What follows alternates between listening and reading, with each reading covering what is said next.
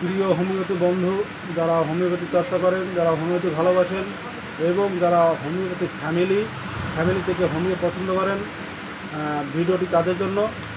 আজ আমি একটা ভিডিও দেখাবো, এনার মুখেই শুনুন। কাকু, আপনার নাম কি? শুকলাল মণ্ডল। শুকলাল মণ্ডল। হ্যাঁ, আপনি কী সমস্যা নিয়ে এসেছিলেন?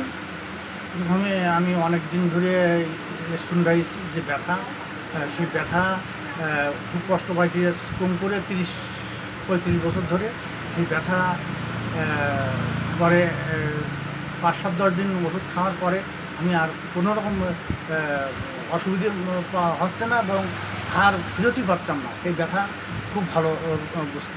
ঘাড়ও ফিরতে পারতেন না, খাট স্পন্ডাইটিসের ব্যথা ছিল এবং এদিকে ওদিকে করতে পারতেন। এখন খুব সুস্থ আছেন, খুব ভালো আছেন। হ্যাঁ, খুব ভালো। আর একটা কী ছিল সমস্যা, যে শ্বাসকষ্ট মতো শ্বাসকষ্ট শীতকালের দিন হলেই আমার ছেলের সাহেব খুব চাপ দিত, নিঃশ্বাস নিতে কষ্ট হতো। সেটাও আমি খুব উপকার পাইছি। আমার বাবাজি যে ওষুধ দিয়ে দিয়েছে, সেই 1 সপ্তাহ ওষুধ খাওয়ার পরেই আমি ভালো বুঝতে।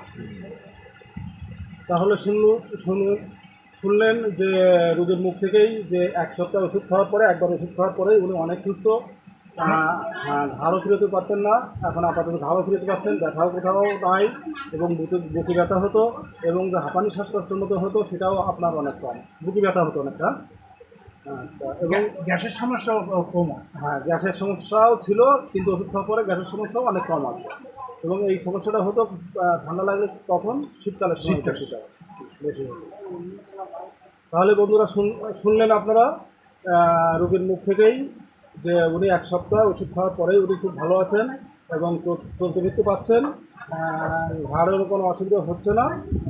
যাই হোক, ওনার পারমিশন নিয়েই ভিডিওটি করলাম এবং আপনারা পরবর্তী ভিডিও পাওয়ার জন্য সঙ্গে থাকেন। এবং আরেকটা সমস্যা ছিল কি, বংশে বাবার টিবি ছিল। হ্যাঁ, দেখুন বন্ধুরা, যে বংশে বাবার টিবি ছিল। তাহলে আমরা হোমিওতে কি, যে আমরা বংশের ইতিহাস দেখি এবং ফিজিক্যালি মেকআপ দেখি। তাহলে বংশে যখন টিবি থাকে, তখন যদি শ্বাসকষ্ট হাঁপানির সমস্যা বর্তমান থাকে, তাহলে আমরা টিউবারকুলোসিস সিলেকশন করতে পারি এবং ওনার কেস টেকিং সংগ্রহ করে, কেস টেকিং লিখে আমি টিউবারকুলোসিস সিলেকশন করলাম। প্রথম আমি 3 ডোজ টিউবারকুলিনাম দিয়েছিলাম। এখন এই 1 সপ্তাহ 10 দিন চলছে। আর সেই সঙ্গে তার স্পন্ডাইটিস এবং বুকে ব্যথা ছিল, গ্যাস ছিল, সেগুলো সব ইমপ্রুভ এবং আমি এখন সুস্থ। এখন সুস্থ। ঠিক আছে, থ্যাংক ইউ কাকু আপনাকে। আপনার ভিডিওটি করলাম আপনার পারমিশন নিয়ে।